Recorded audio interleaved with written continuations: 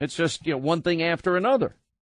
But I think this whole thing, when she came out with this Klan ad, accusing Trump of building a campaign on prejudice, paranoia, talking about this alt-right movement. Who ever heard of an alt-right movement until this week?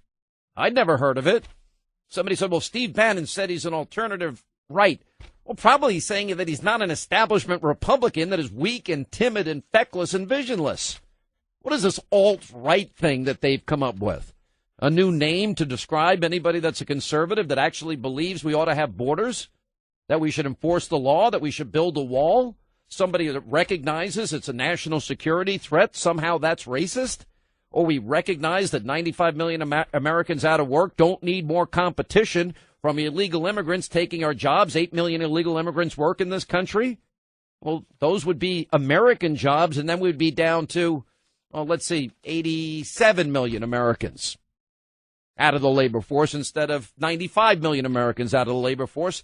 And that increased competition drives down wages. The alt-right has effectively taken over the GOP. What is the alt-right? She's out there accusing, Alex Jones? Really? She doesn't believe in freedom of speech? What did Alex Jones say that's so alt-right? Well, some of us actually believe that we should build the wall for national security purposes. Some of us don't believe we should take in a 550% increase in refugees, knowing that our top intelligence officials, every one of them, is saying that we cannot assure that ISIS and radical Islamists won't infiltrate that community. We know who Trump is. Trump wants to make America hate again. Well, I wonder how long they focus group that phrase, thinking how cute they are saying that. Trump gives extremists a national megaphone. Let's tie him to the Klan. Well, I hate to tell you this, but if you actually want to look at a fact here, the Washington Times had an article back in April where, in fact, Hillary Clinton's presidential campaign had received $20,000 in donations contributed by members of the Ku Klux Klan. I never heard Hillary Clinton excoriate her own brother-in-law, Roger Clinton, who regularly used the N-word.